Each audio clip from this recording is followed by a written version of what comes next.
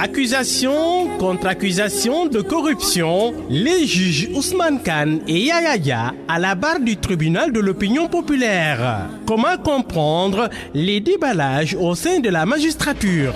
Ibeka, le coup d'État au Mali, la transition, comment et sur quoi reconstruire? Le virus du troisième mandat dans la sous-région, quelle arme face à ce coronavirus d'état moderne?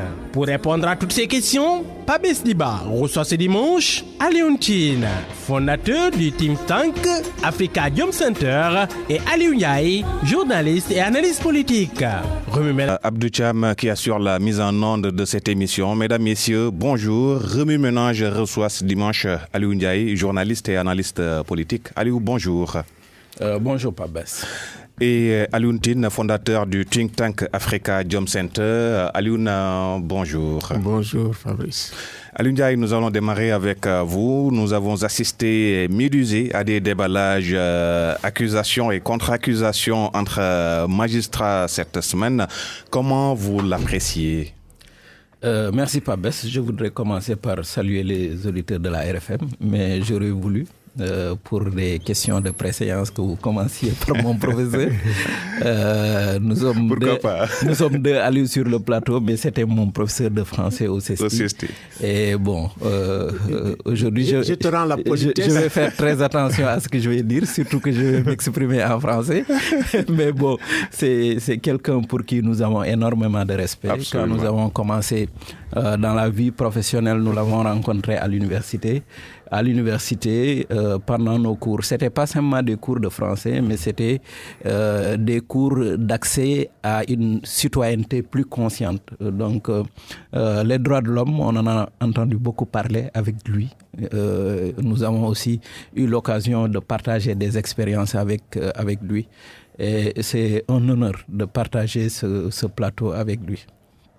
Et Alioune, par rapport à cette situation à laquelle on a assisté cette semaine... Ben, si tu permets, moi aussi c'est un immense honneur d'être avec cet immense journaliste. Hein? Absolument. Je lui rends la politesse, Ndigal. Commence le premier, comme on dit. Bon, d'accord, puisqu'il le dit, comme Ndigal, nañu doxé Ndigal. Donc, ce qui se passe... au niveau de la magistrature, pour moi, c'est d'abord et avant tout un conflit de génération. Parce que le magistrat Kane s'est exprimé en ces termes, nous l'avons bien entendu, dire qu'ils ont des problèmes avec la nouvelle génération parce qu'ils sont moins respectueux, il a dit, parce ils expriment leur point de vue avec un peu plus de véhémence et quelquefois avec une certaine violence. Je pense qu'il y a dans la magistrature un certain nombre de jeunes magistrats qui montent, qui n'étaient pas là pendant les 40 ans de règne socialiste, qui sont moins soumis, qui sont plus enclins à revendiquer leur indépendance et qui veulent une nouvelle magistrature qui soit à l'image de ce que veulent les Sénégalais. Parce que pour l'essentiel, c'est des gens qui ont une certaine idéal de justice. Et maintenant, il faut comprendre d'où est-ce que tout cela est parti. D'abord, on a eu le magistrat Dem qui a démissionné à un moment donné, qui a rué dans les brancards. On a eu l'Assemblée générale de l'Union des magistrats du Sénégal où il y a eu un certain nombre de problèmes entre la nouvelle et l'ancienne génération. Maintenant, il y a eu la dernière goutte d'eau qui a fait déborder le vase, cette affaire du magistrat Ngor Diop qui a dans le Fouta, fait emprisonner fait arrêter un chef religieux et qui a été sanctionné, qui a été muté à Thiès sans son aval. Donc, il y a la jeune génération qui demande à l'ancienne un peu plus d'engagement pour la protection des magistrats. Il y a l'ancienne qui a peut-être ses méthodes, qui veut pouvoir négocier, discuter avec l'autorité, voir comment s'accommoder, comment s'arranger. La jeune génération veut prendre ses droits. L'ancienne génération veut continuer à vivre un peu de la même manière. Et donc, il y a ce problème-là, ce conflit de génération qu'on voit au niveau de l'Union des magistrats du Sénégal. Et c'est cela qui fait qu'aujourd'hui, il y a un certain nombre de déballages parce que si vous dites à quelqu'un je quitte, ou si vous dites à un groupe je quitte l'Union des magistrats du Sénégal parce que vous n'êtes pas respectueux, ils peuvent aussi vous dire nous pensons que vous quittez simplement parce que vous êtes tortueux. Et on est dans cette guéguerre-là, on est dans cette dispute, dans cette querelle-là. Alioune Tine, au-delà peut-être de l'attitude irrévérencieuse du jeune avocat Dia, il pointe du doigt des faits. Est-ce que, à vos yeux, un magistrat contre qui pèsent de telles accusations peut-il avoir une crédibilité? C'est sûr que c'est une crise qui éclate. Maintenant, quelles sont les dimensions, quelles sont les causes profondes? Je pense que moi, je travaille avec l'UMS. Donc, j'ai fait même un séminaire de 5 jours avec eux. Je continue à travailler avec eux, je les écoute. Et il y a une aspiration, une véritable aspiration à l'indépendance de la justice. Et ça, c'est très clair. Et j'ai été extrêmement surpris, d'abord, par leur jeunesse, et de deux, par leur indépendance d'esprit, leur liberté d'expression. Parce que quand même, travailler avec des gens comme nous... droits de l'homiste, et on était très satisfaits quand on les a vus. Mais en même temps, il y a du vrai dans ce qu'il dit, parce que moi, j'ai travaillé avec les deux. Et j'avais même contacté des anciens, mais ils ont dit, oulala, en réalité, ils ont parlé comme Ousmane Kane, que je connais très bien, que je respecte beaucoup, avec qui j'ai travaillé, qui représentait l'ONDH quand on faisait la conférence diplomatique sur la Cour pénale internationale. C'est un grand magistrat, respectueux, militant des droits de l'homme. J'ai lu, bien sûr, j'ai lu et ça m'a mortifié. Qu'on en arrive là, ça veut dire effectivement qu'aujourd'hui, il faut se pencher sur la justice, parce que en réalité, il y a des vérités qui sont dites, et c'est des vérités qu'on sait aussi. Et que également les juges eux-mêmes, dès que vous êtes avec eux, ils vous le disent. Les justiciables vous le disent. Les avocats vous le disent. Donc, il nous faut nous pencher sur la justice pour essayer de voir, parce que ça, c'est un des piliers fondamentaux de l'état de droit. Si vous n'avez pas une justice indépendante, vous n'avez pas d'état de droit. Et il me semble qu'aujourd'hui, c'est ça le problème de toute la sous-région. Vous savez, au Malawi, les juges ont eu le courage de dire au président qui était en exercice que vous avez volé les élections, on invalide. C'était dans un pays anglophone. Vous avez vu ça au Kenya? La Cour suprême, c'est extraordinaire. Ça a été un coup de tonnerre. Comment ça peut se faire en Afrique? Ils ont invalidé. Mais ici, si nous avons par exemple des cours comme ça, la question de troisième mandat, c'est réglé. C'est pas réglé parce que ce problème ne se pose pas dans les pays anglophones parce qu'ils ont une justice plus indépendante. Qu'on le veuille ou non, quand on regarde là-bas, il y a un tout petit peu quelque chose avec la tradition anglophone. Ici, vous savez, même en France, la justice a commencé à s'émanciper en 81. Avant 81, du temps de Giscard d'Estaing, tu convoques un ministre, il lui faut l'autorisation du Premier ministre pour aller répondre à la justice, sinon il n'y allait même pas. Mais Aliou, le problème c'est que les accusations, c'est en leur sein, c'est au sein de la magistrature. C'est ça le problème. Ça veut dire qu'il n'y a pas de mécanisme interne suffisamment fort pour effectivement empêcher ce genre de dérive. En réalité, c'est quelque chose qui dure depuis très longtemps. Et la manière dont ça s'est fait, ça étonne tout le monde. Si c'est vrai, je ne sais pas si c'est vrai ou faux. J'ai goûté les deux thèses. Mais en tout cas, il y a des choses qui sont extrêmement ahurissantes et qui font qu'aujourd'hui, il faut qu'une enquête claire soit ouverte et il faut que des décisions courageuses soient prises par rapport effectivement à ces actions. Le ministère a annoncé une enquête, l'ouverture d'une enquête. J'ai lu, Wallahi, mais il n'y a pas que ça. Il y a aussi la question, il faut bien le dire, des greffiers. Ouais. Et M. Aya Diop qui dure. Ça ne peut pas durer. Il faut que le ministre s'assoie avec les greffiers, qu'on discute et qu'on règle cette question. Moi, je pense que tout ça, tout c'est dans le système judiciaire. Donc, il nous faut aujourd'hui vraiment analyser les causes profondes de notre système judiciaire pour voir comment nous pouvons avoir un système judiciaire qui s'émancipe réellement de l'exécutif. Justement, Alioune Ndiaye, finalement, est-ce que cette guéguerre n'obère pas l'idéal que nous nous faisions de l'institution que représente la justice? Je pense qu'il faut être réaliste. Nous sommes des journalistes et nous jugeons sur les faits. Moi, j'ai été directeur de publication de l'Observateur. À un moment donné, j'ai eu des procès au tribunal avec des pontes de la République. Mais quand j'y allais, les gens me disaient carrément, tu peux faire ce que tu veux, mais tu ne pourras jamais gagner le procès. Aucun juge ne va te donner raison devant telle ou telle personne. Je pense que la question, il ne faut pas qu'on soit dans une sorte de romantisme, quoi. On sait ce qui se passe dans notre système judiciaire. Les juges eux-mêmes le dénoncent. Parce que on en est là. Avant, il y avait une sorte de gentleman agreement qui faisait peut-être que c'est entre eux que les problèmes se réglaient. Maintenant, les problèmes se règlent sur la place publique parce que il y a beaucoup de jeunes magistrats issus de la génération de 1988, ou même peut-être qu'ils sont beaucoup plus jeunes que ça, qui aspirent à la liberté. Et je pense que tout est parti. Les gens parlent beaucoup de cette passe d'armes entre le juge Yaya Dia et Ousmane Kane, mais tout est parti de l'affectation de Ngor Diop, qui a pris le courage sur lui de faire arrêter un chef religieux.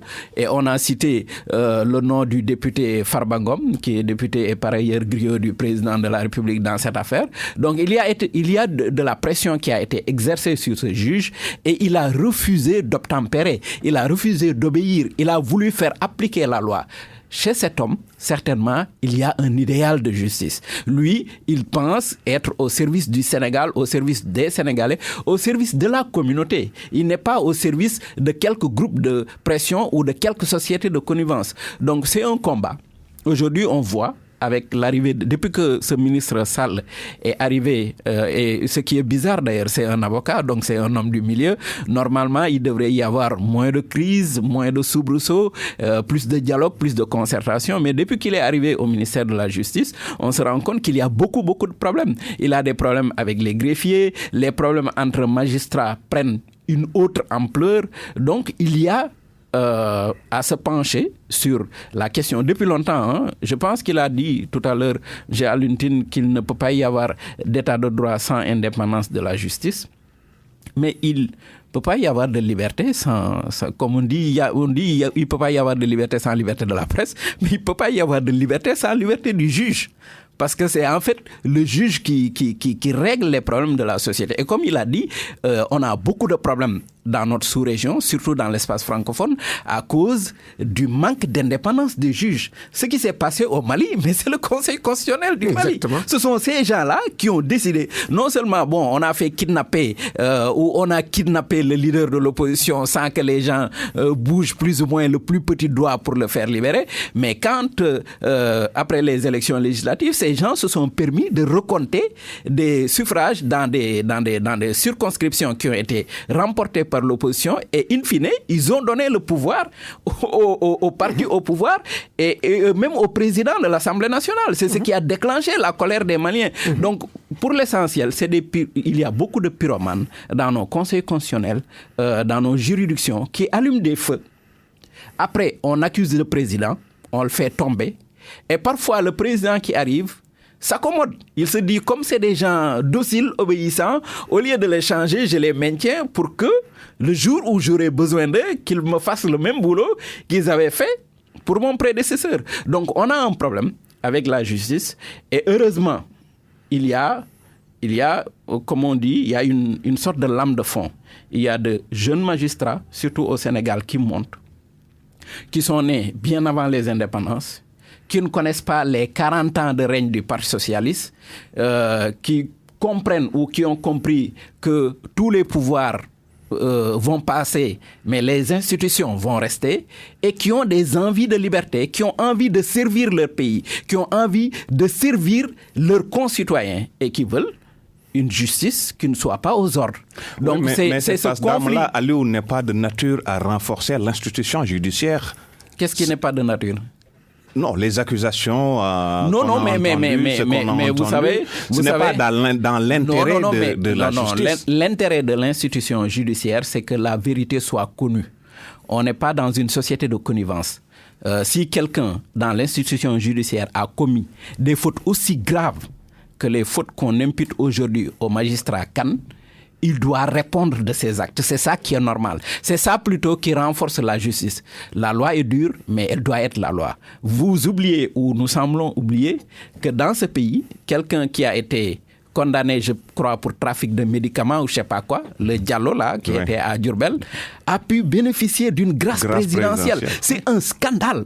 Ça montre qu'il y a dans le système quelque chose qui ne fonctionne pas. Alors qu'il y a aujourd'hui des gens qui sont dans de longues détentions préventives, qui ont fait des choses beaucoup moins graves et qui, simplement parce qu'ils ne sont pas connus ou ils n'ont pas de moyens, ils n'ont pas de lobby ni de moyens de pression, ces gens-là sont en train de croupir et parfois de mourir en prison. Donc, c'est les magistrats, pour moi, les jeunes magistrats ont le droit, ont le devoir de ruer dans les brancards. Si la négociation, la discussion et l'argumentation pouvaient faire changer le système aurait changé depuis longtemps. Moi, depuis que je suis dans le monde des médias, j'ai vu les Michetine et d'autres gens se battre pour un changement qualitatif dans le monde de la magistrature sénégalaise. Et les gens se rendent compte que les changements que nous attendons, il y a juste parfois des trucs cosmétiques que les gens font, mais dans le fond, il n'y a pas de changement. Donc ce changement, le Sénégal en a besoin, les Sénégalais en ont besoin, les magistrats eux-mêmes en ont besoin. En tout cas, le ministère de la Justice a annoncé l'ouverture d'une enquête par l'inspection générale chargée de l'administration de la justice.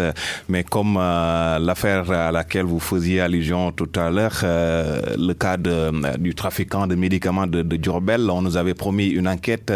Jusque-là, on attend les conclusions, on n'a rien. Oui, mais on sait que souvent, le meilleur moyen d'enterrer un dossier, c'est de promettre une enquête ou de promettre l'ouverture d'une enquête. Nous allons... Parce que bon, vous ouvrez une enquête, après l'enquête ne vient jamais. Les gens ont tendance à oublier, à passer sur autre chose, et après le dossier il est enterré. Donc pour moi c'est déjà le travail des journalistes. Les journalistes doivent être vigilants pour que quand même ce problème-là soit éclairci. Absolument. Nous allons évoluer un tout petit peu avec le deuxième point de notre débat qui porte sur la situation au Mali. Alioune Tine, vous n'aviez de cesse d'alerter depuis longtemps sur la situation dans ce pays voisin, sur la faiblesse de ses institutions. Aujourd'hui, comment sortir le Mali de ce bourbier et refonder ses institutions, l'État malien? Écoutez, vous posez une très bonne question, très difficile. De mon point de vue, au moment où nous sommes, il faut que les nouvelles autorités soient très pragmatiques, très réalistes pour aller vite en besoin. Je commence par autorités, cela veut dire le coup d'État est consommé? Mais bon, écoutez, il est là, hein, la situation, elle est là. Parce que maintenant, c'est avec elle qu'on négocie. Que l'Union africaine négocie, que le G5 négocie. Nous devons leur parler. Donc, qu'ils libèrent dans les meilleurs délais le président Ibeka. Qu'ils libèrent également le gouvernement dans les meilleurs délais. Je pense que ça, c'est très important. Qu'ils tentent de rétablir l'état de droit. De façon extrêmement urgente. Le Mali n'a pas d'institution à l'heure actuelle, ni président, ni premier ministre, ni gouvernement, ni Assemblée nationale, ni justice. Parce que même la question du Conseil constitutionnel peut-être peut se reposer encore. Absolument. Donc il faut très vite aller vers créer le gouvernement, comme on dit, de transition avec vraiment les civils. Je pense que ça, il faut le faire dans les meilleurs délais. Parce qu'en fait, ceux qui ont pris le pouvoir, on se rend compte que c'est vraiment la crème de la crème. Ouais. Et puis, effectivement, ils avaient des responsabilités énormes pour la sécurité du pays. Donc, plus rapide ils donnent pour aller retourner à leur vrai travail, le mieux c'est. D'autre part, moi, je pense que la CEDEAO doit être extrêmement flexible. Je pense qu'il faut écarter l'idée d'aller intervenir militairement au Mali. L'exclure. Je pense que l'idée des sanctions aussi... Apparemment, ce n'est plus à l'ordre du jour. Exactement, c'est très bien. L'idée des sanctions aussi, je pense que si on y regarde de près, ça n'arrange personne. Ça n'arrange pas les Maliens, mais ça ne va pas arranger pas mal de pays. Hein. Il y a des pays, c'est le Mali qui donne. Donc, réexaminer le concept de sanctions collectives, de mon point de vue, n'a pas de sens. Si vous sanctionnez, vous devez sanctionner des responsables. les identifier. C'est pour ça que les gens font des sanctions ciblées. Mais dire, écoutez, on va sanctionner comme ça pose des problèmes. Et de mon point de vue, le Mali est dans une situation de vulnérabilité telle qu'en réalité, on devrait voir comment, ensemble, on va se renforcer, être solidaire avec ce qui se passe au Mali. Tout de même, il faut regarder. Moi, je suis quand même expert indépendant. Je travaille dans le domaine des droits humains et des libertés fondamentales. Les manifestations qui se sont déroulées au Mali, rares sont des manifestations comme ça et qui ne sont pas réprimées de façon violente. Il y a eu effectivement cette répression, je pense que c'était le 11, où il y a eu à peu près, les gens disent 23 morts, nous c'est 15 qu'on a compté en tant qu'experts indépendants, 15 morts. Mais à part ça, toutes les autres manifestations, il y en a même qui étaient encadrés avec des véhicules médicalisés. Je vous assure que dans l'espace CEDEAO, c'est très rare. Ouais. Donc, il faut quand même montrer que c'est un pays qui a une culture véritablement démocratique. Et je pense, depuis ce qu'on appelle la charte du Kouroukan-Fouga, donc avec Soundiata Keïta.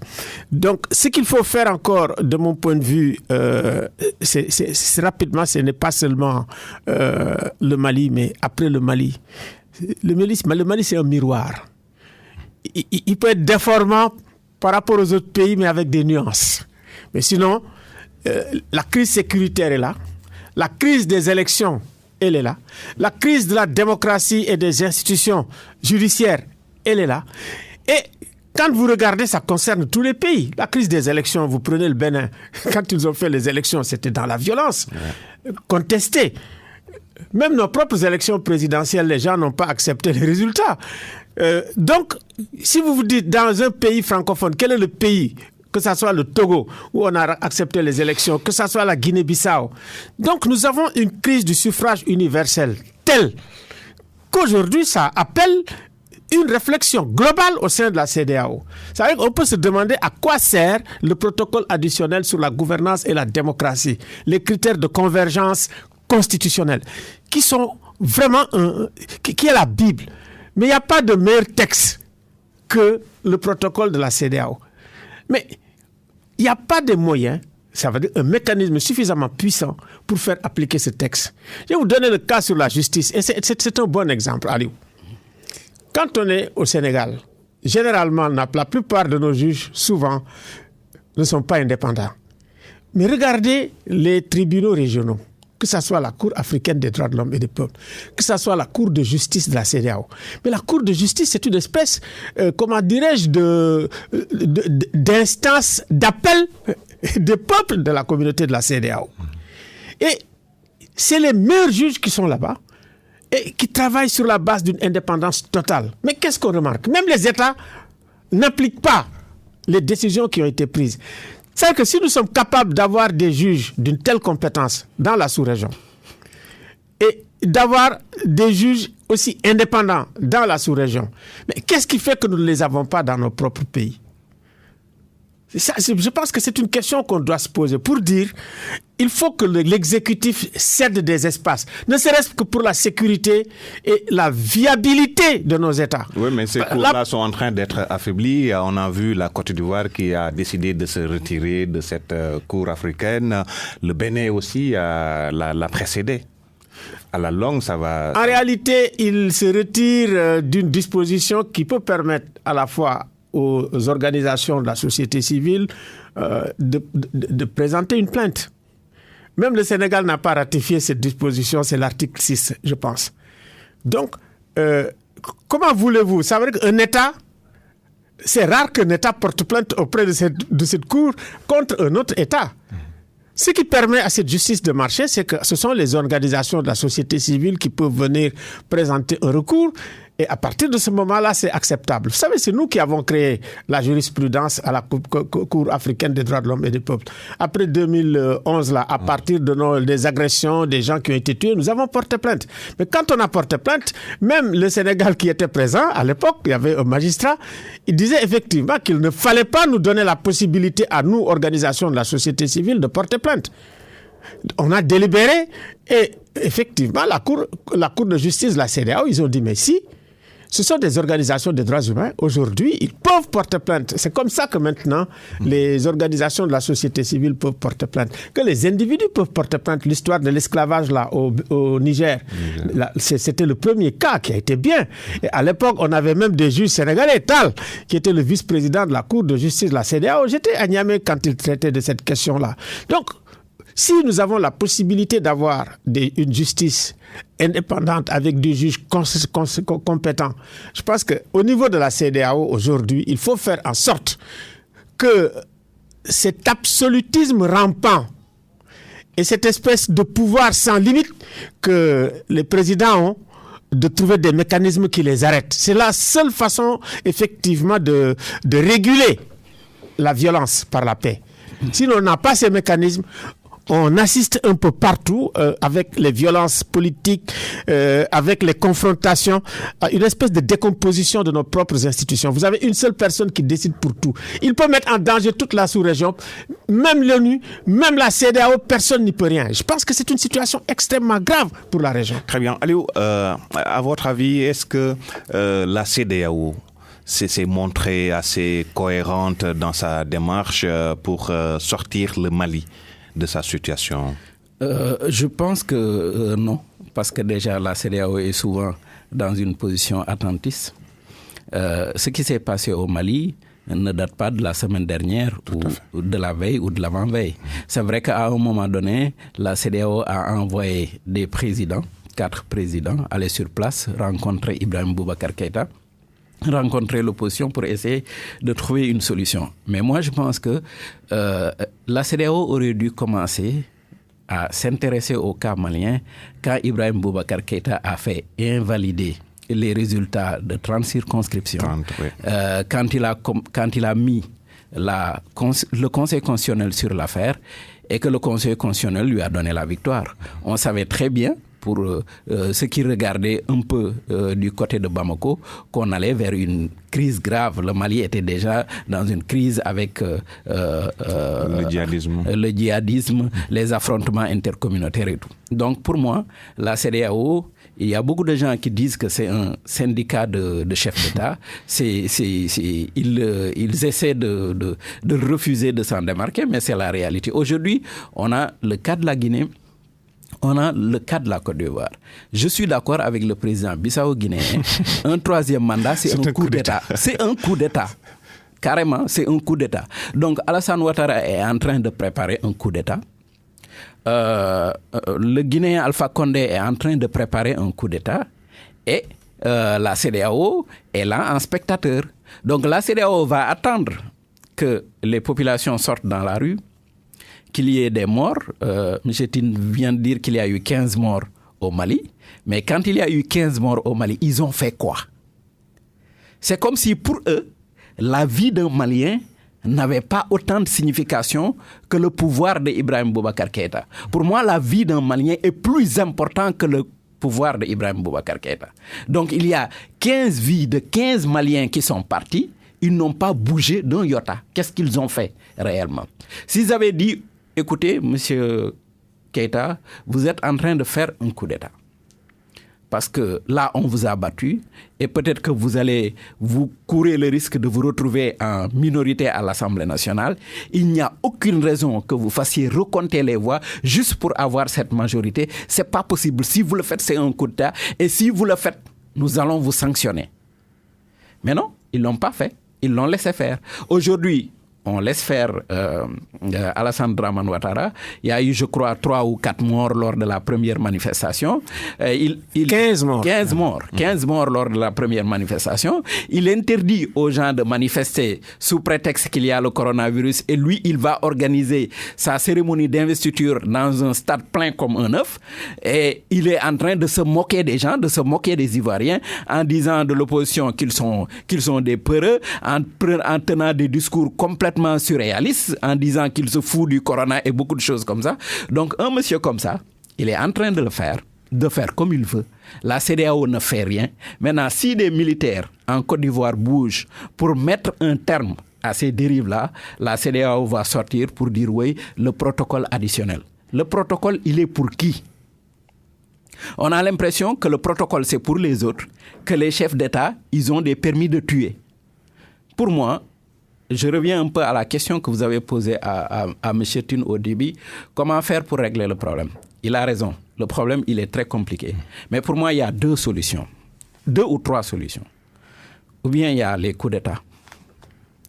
Ou bien il y aura la guerre civile. Ou bien il y aura les peuples de la CEDEAO, de l'espace de la CEDEAO qui vont se lever, tous, comme un même homme, pour dire il faut que ça cesse. Parce qu'aujourd'hui, je vois des Sénégalais qui commentent ce qui se passe au Mali simplement comme si ça ne les concernait pas. Moi, ma belle famille habite au Mali. Une partie de ma belle famille habite au Mali. Donc ça me concerne. Nous tous, il y a quel Sénégalais qui n'a pas un parent qui est malien? C'est très rare d'en trouver.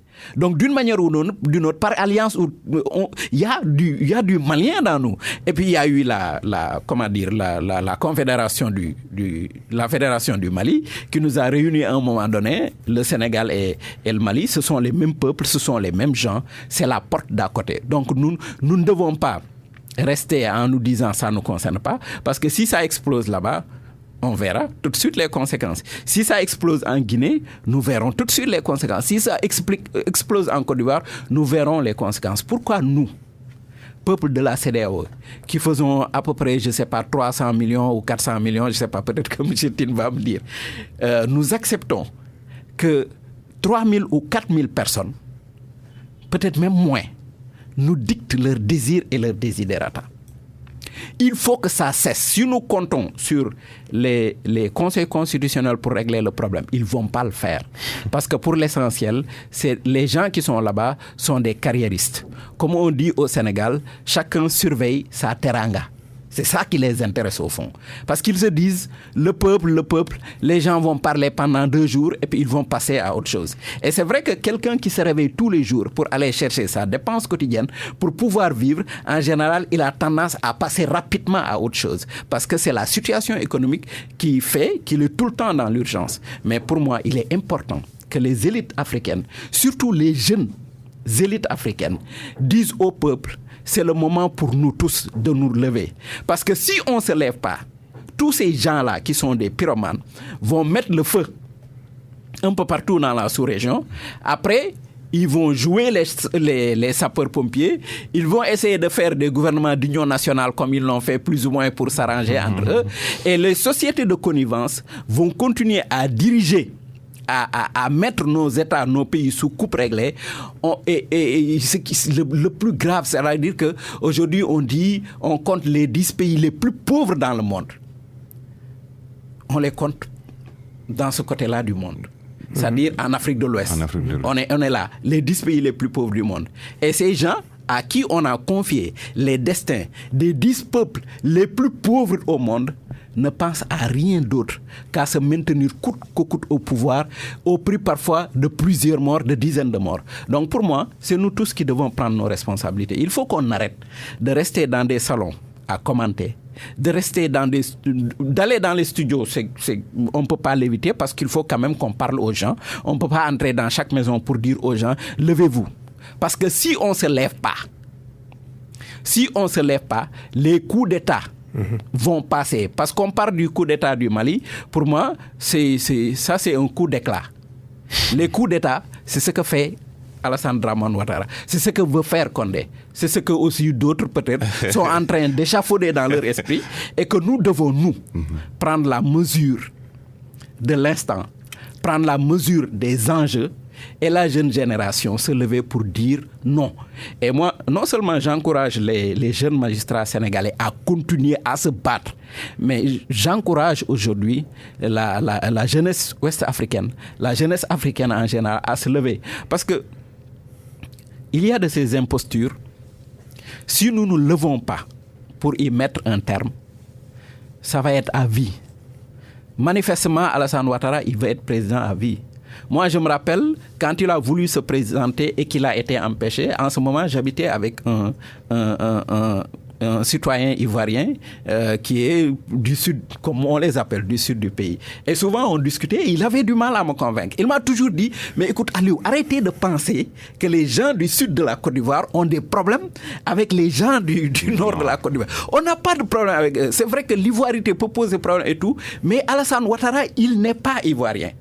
Bon, je me suis dit, on fait ça juste pour l'empêcher de se présenter. Il est ivoirien et tout. Il a été premier ministre de Côte d'Ivoire, donc il est ivoirien. Je suis allé au Burkina Faso. J'étais avec un ami burkinabé qui m'a dit, voilà, ça c'est l'école X. J'ai dit, ah bon, cette école-là, il me semble vieille. Il me dit, oui, Alassane Ouattara, il a étudié ici.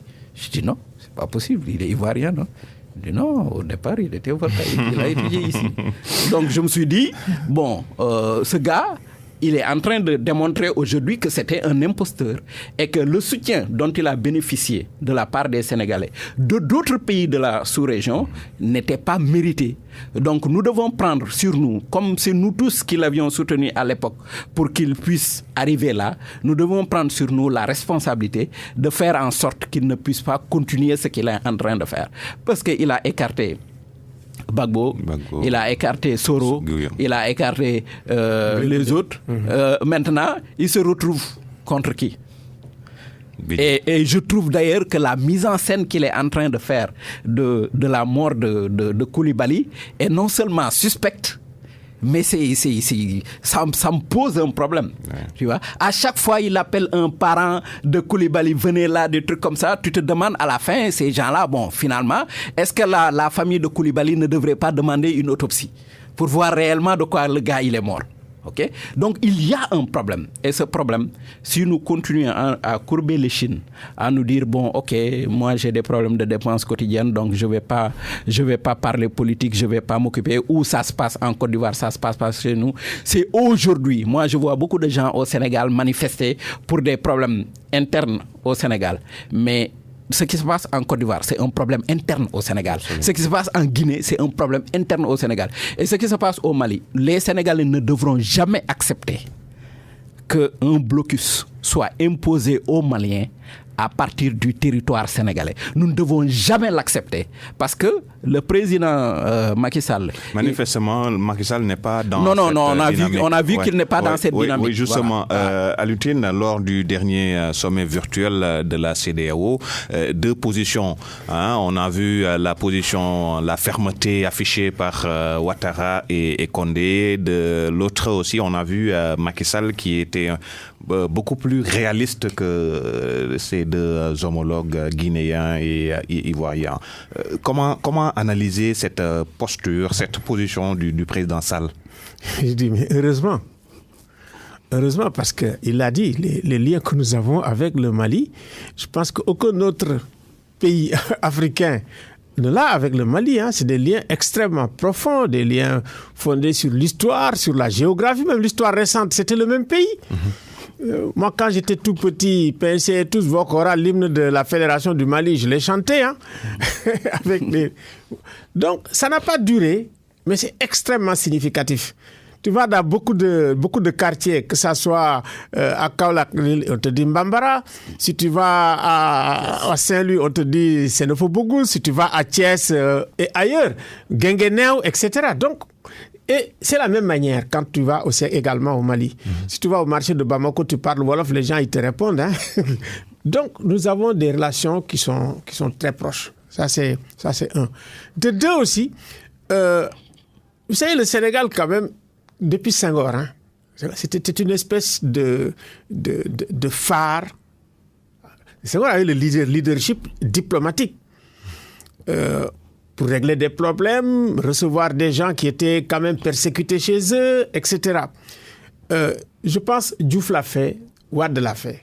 Donc, dans le domaine de la démocratie, ce sont les Maliens qui me disent, il ne faut pas que le Sénégal déconne parce que le Sénégal, quand même, c'est une référence. On regarde, quand ça ne marche pas, ça va. Donc, il faut quand même se réjouir que le président Macky Sall ait pu tenir tête à son aîné. Ouais, c'est un ami. À son aîné, et c'est celui qui l'a aussi, comme on dit, accueilli dans l'international libéral. Parce que aussi, il y a ça. Il y a ces nuances que vous pouvez voir au sein de la CEDEAO, international libéral, international socialiste, des connivences qui permettent à même de voir des trucs. Donc, il me semble que le seul fait qu'il n'y ait pas eu de consensus et qu'il y ait eu des positions qu'on pourrait dire progressistes face à des positions qui sont prêtées à des gens qui veulent faire pire même que le Mali, je pense que c'est déjà une très bonne chose. C'est une position sur laquelle je me dis on pourrait, comme vous le dites, l'appel que vous faites, c'est une alliance qui peut être entre les démocrates, toute obédience politique confondue, avec les intellectuels, toute obédience confondue, société civile. Je dis tout le temps aussi, les acteurs non étatiques. Ça veut dire que le secteur privé, quand il y a des crises, mais ils ont des problèmes. Ils s'engagent rarement.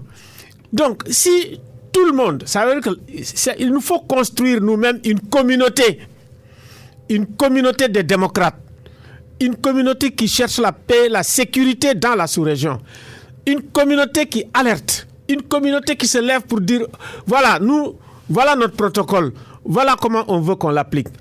Nous voulons la justice. Parce que les militaires sortent parce que tout simplement la justice n'a pas fonctionné. C'est aussi simple que ça.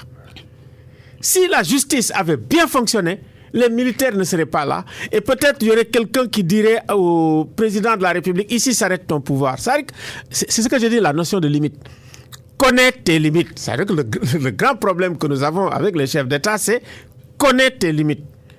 Et quand on dépasse les limites, quand on franchit des seuils critiques, voilà ce qui nous arrive.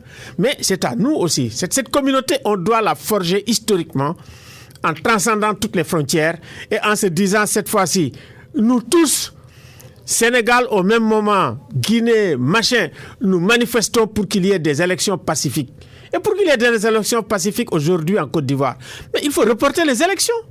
Il faut organiser un grand dialogue national sur les élections, sur la CENI, sur avoir un consensus pour avoir des élections transparentes, démocratiques, avec la participation de tout le monde. De tout le monde, oui. Si nous voulons avoir aussi la paix en Guinée aujourd'hui, il faut reporter l'élection présidentielle, que les gens s'assoient, discutent avec l'Union africaine, la CEDEAO, l'UNOAS. Mais le report, si on ne le fait pas, on ne va pas vers des élections. Et peut-être, on va reporter peut-être même, comme dit Alioune, la guerre civile. Parce que moi, j'ai vu un tweet hier, d'ailleurs, où il dit, où on a prêté à Cellou. Je ne sais pas si on l'a dit, mais on lui a prêté. Il dit, soit nous allons avoir une alternance démocratique et pacifique, soit ça va passer par les armes. C'est-à-dire qu'il ne faut pas mettre les gens dans cette perspective de penser que nous allons régler les problèmes avec la Kalachnikov. Il faut une démocratie délibérative. Et c'est par le dialogue que nous pouvons avoir la démocratie délibérative. Et mettre de côté les Kalachnikov. Les Kalachnikov sont en train de réduire l'Afrique en miettes. L'Afrique n'est pas pauvre. Les ressources que nous avons, qui peut dire que nous sommes pauvres avec toutes les ressources dont nous disposons ici? Mais on peut en vivre. Nous avons de l'eau, nous avons des ressources, nous avons tout. Maintenant, nous dire que nous sommes pauvres, c'est parce que nous n'avons pas la capacité et la responsabilité absolue de gérer tout ça, y compris cette jeunesse. Cette jeunesse, c'est une richesse énorme. C'est une des plus grandes richesses que nous avons, c'est cette jeunesse. Il faut qu'on se penche sur les conditions de la jeunesse aussi en Afrique. Moi, voilà vraiment ce que je veux dire pour dire que la mobilisation, elle ne concerne pas la société civile. Chaque fois, on me dit, mais Alioune Tine. Je dis, non, moi, je suis vieux maintenant. Heureusement qu'il y a des Alioune Ndiaye qui sont là et d'autres qui sont là. Mais je suis très, très, très étonné de voir que dans notre classe politique, mais personne presque ne soulève la question du Mali. Moi, je dis, quand un président prend un sillon qui est positif, mais je pense que nous tous, on doit dire, écoutez, on le soutient dans cette voie-là. Parce que cette voie-là qui nous permet d'assurer la paix, la sécurité et la stabilité dans la sous-région. Aliou, le troisième mandat, vous en parliez tantôt, mais aussi bien en Côte d'Ivoire qu'en Guinée, il y a eu une réforme de la Constitution par laquelle le troisième mandat convoité est justifié. Le même problème, on l'a connu au Sénégal en 2012 avec Abdoulaye Wade. Comment préserver nos constitutions véritablement? Moi, je reprends la même réponse, mais je trouve que les gens doivent être doivent être dans la dissuasion, ils ne doivent pas être dans la réaction. En général, les sociétés civiles, les sociétés politiques, la communauté en général est dans la réaction. Alors que pour moi, depuis longtemps. Peut-être qu'avec Alassane Dramane Ouattara, c'est plus subtil. Il était difficile d'être dans l'anticipation, dans la dissuasion, parce que depuis longtemps, il avait fait croire aux gens qu'il ne se présenterait pas, alors qu'à mon avis, il a toujours eu l'intention de se présenter. Donc, mais je pense que en Afrique, on a tendance à attendre que le monsieur aille consulter le Conseil constitutionnel. En général, c'était la stratégie que les gens utilisaient. On va consulter le Conseil constitutionnel et puis le Conseil constitutionnel va vous dire « Ok, vous pouvez y aller ». Ou vous faites un changement, vous changez la Constitution. J'ai même lu quelque part que, je ne sais plus le président de quel pays qui était atteint par la limite d'âge est allé voir les évêques qui lui ont dit « Non, finalement, vous n'êtes pas né en telle année, vous êtes né en telle autre année » pour qu'ils puissent se présenter. Donc les gens vont utiliser des subterfuges, ils vont utiliser des stratagèmes pour pouvoir continuer à se maintenir au pouvoir. Moi, ce que je préconise, c'est que les Africains, les élites africaines soient dans l'anticipation. Prenons le cas du Sénégal, par exemple. On prête au président Macky Sall l'intention de briguer un 3e mandat. Un jour, on lui a posé la question, il a dit « c'est ni oui ni non ». Pour moi, ce qu'on aurait dû faire le lendemain, c'était de s'organiser massivement, de sortir dans la rue et de lui dire que pour nous, c'est clair que c'est non. Non. Et qu'aujourd'hui, on ne doit pas attendre qu'un Macky Sall, par exemple, aille consulter le Conseil constitutionnel ou qu'il fasse quelques changements dans la Constitution. C'est maintenant que les forces vives de cette nation, où qu'ils se trouvent, on a parlé tout à l'heure des élites intellectuelles, que ce soit les intellectuels arabophones, que ce soit les intellectuels francophones, que ce soit les gens du secteur privé, que ce soit le clergé musulman, que ce soit le clergé catholique. Tous ces gens auraient dû, à mon avis, faire un comité d'initiative et aller voir le bonhomme et lui dire « Ok, on vous a donné le pouvoir une fois, on vous l'a donné 2 fois, mais ce pays ne vous appartient pas. Et on ne voudrait pas qu'il y ait un seul Sénégalais qui meure parce que vous voulez faire un 3e mandat. » Parce que quand Abdoulaye Wade l'a fait, il y a eu des morts dans ce pays. On ne doit pas attendre que cela se produise. On doit lui dire clairement, pour nous, on sait ce qui a été écrit dans la Constitution. On vous a entendu vous-même dire que ce n'est pas possible. Donc on veut que ce soit clair pour tout le monde, qu'on n'en soit pas là. Mais malheureusement, comme je le dis, on est souvent dans la réaction. On va attendre que le bonhomme fasse son plan. OK? On va vouloir réagir dans un temps très court. Il va se dire, bon, écoute, je tente le coup de force. Il va tenter le coup de force. Quelquefois, ça passe. Quelquefois, ça passe pas. Mais de toutes les façons, que ça passe ou que ça passe pas, ça casse. Parce qu'il y a des corps qu'on va ramasser dans la rue. Et pour moi, ça, c'est inacceptable. On va perdre du temps. On va perdre du temps pour le pays, on va perdre du temps pour notre économie, simplement parce que quelqu'un est atteint d'une sorte de boulimie du pouvoir. Nous devons quand même avoir comme on dit en Wolof, le foule, suffisamment de foule pour dire au bonhomme, dès maintenant, que pour nous c'est clair. Vous n'en faites plus partie. Très bien. Alioune Tine, il nous reste une minute juste. Le même problème pourrait se passer au Sénégal. Un constitutionnaliste avait soutenu ici sur nos ondes que le président Macky Sall pourrait demander un 3e mandat en vertu de la nouvelle constitution. Mais le 3e mandat n'existe pas sur la Constitution. Non, pas 3e mandat, mais il a droit à un autre mandat. C'est-à-dire que, de mon point de vue... Appelé 3e ou 2e. Pour moi, 3e mandat, 3e mandat, ce n'est pas une réalité juridique ni constitutionnelle. N'existe dans aucune constitution au Sénégal. C'est une construction, et souvent fallacieuse. Il n'y a pas de 3e mandat. 2 mandats consécutifs, full stop, c'est terminé, c'est clair.